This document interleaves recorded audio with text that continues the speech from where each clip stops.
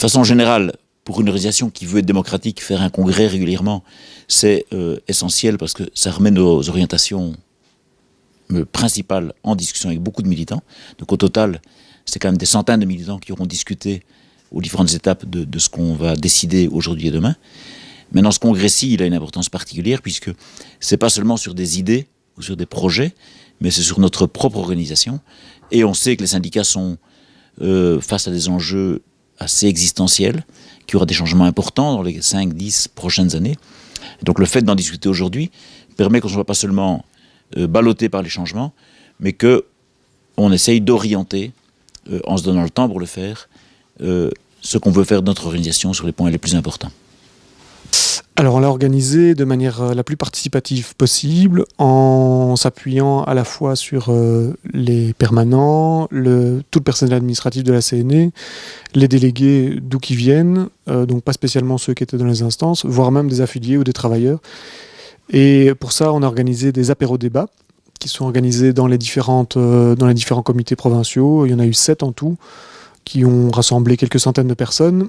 Et le but du jeu, là, c'était vraiment de faire la tempête de cerveau la plus large possible pour voir autour de questions générales qui, combien, pourquoi, comment, etc. on fait du syndicat et pour qui on fait du syndicat, etc.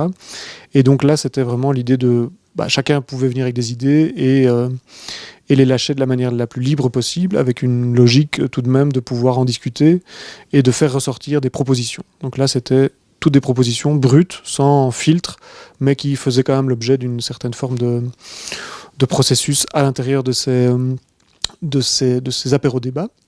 Ça, c'était la première phase, et donc avec ça, on avait un gros matériau brut de plein de propositions, de centaines de propositions, qu'il fallait ensuite trier, organiser, etc. Et donc la deuxième phase, ça a été une phase de groupe de travail, qui était aussi composé à la fois de membres du personnel permanent et administratif, mais aussi des délégués, des affiliés, et ces groupes de travail étaient plus restreints. Là, c'était une quinzaine de personnes, plus ou moins, qui étaient invitées à travailler sur chacun des chapitres, et à ce moment-là, il y en avait encore 6. Et ces groupes de travail ont travaillé de manière autonome. Chaque groupe de travail travaillait sur son chapitre, avec une logique de pouvoir reprendre tout ce qui avait été dit lors des apéros-débats et de les prioriser, de supprimer ce qui était farfelu, de trouver dans ce matériau brut des nouvelles idées. Donc il y avait encore pas mal de choses qui se sont créées à ce moment-là, et de commencer à écrire un texte de congrès. Donc là, c'était une coécriture entre les participants et des membres du service d'études qui accompagnaient ce travail-là. Ensuite, alors on a eu un premier texte de congrès qu'on a ramassé en 4 chapitres et une résolution d'activité. La résolution d'activité qui était le chapitre sur les liens entre la CNE et sa grand-mère, grande sœur, mère, CC et MOC. C'est la résolution d'activité. Et puis après, les 5 autres chapitres sont transformés en 4 nouveaux chapitres qui forment l'ossature du texte de congrès. Et alors, à ce moment-là, c'était une logique beaucoup plus classique de congrès, c'est-à-dire qu'il y a un texte qui a été présenté et amendé par le Bureau national pour être présenté aux différents comités provinciaux.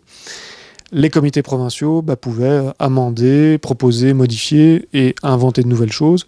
Suite à ces amendements, il y a eu une synthèse qui a été réalisée par le Bureau national et ça forme le texte du congrès. Donc c'est un congrès vraiment dans lequel nous réfléchissons à ce que nous sommes et ce que nous voulons devenir et comment on va évoluer d'ici à 2030. C'est un congrès dans lequel on veut s'inscrire dans l'avenir en discutant de ce qui est de choses extrêmement concrètes. Et donc il y aura 4 grands chapitres. On va discuter de nos publics. Quels sont nos publics? Nos publics ne sont pas les mêmes qu'il y a 20 ans, ils ne seront plus les mêmes dans 10 ans. Et donc on doit redéfinir un peu quels sont les publics auxquels nous voulons nous adresser comme organisation syndicale. Le deuxième, c'est de discuter des services qu'on veut leur rendre, de quoi ont besoin nos membres aujourd'hui. hein, avec quel type de réponse, hein, parfois physique, avec des moyens techniques, avec l'informatique, etc.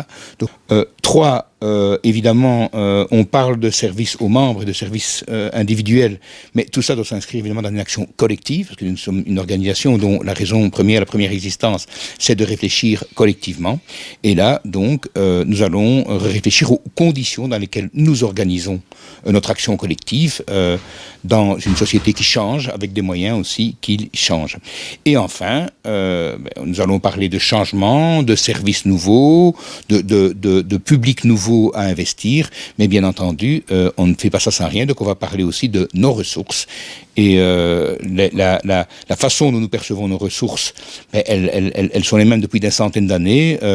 Nous avons à réfléchir sur comment on trouve des moyens, comment on répartit la participation de chacun de nos affiliés à ces moyens, une cotisation qui pourrait être peut-être plus équitable, etc. Nous sommes tous réunis à Oufalise pour notre congrès sur le thème « Quel CNE en 2030 ?» Le congrès va se dérouler donc en plusieurs phases. D'abord en plénière, où on présente les textes et les résolutions.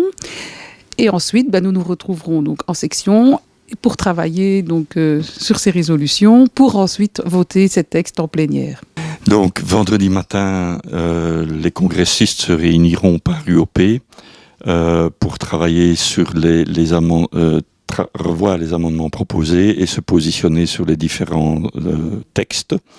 Ensuite, nous aurons la plénière de l'après-midi où chaque proposition, chaque amendement sera soumis au vote de l'ensemble du congrès. Et nous terminerons par les discours vendredi en fin d'après-midi.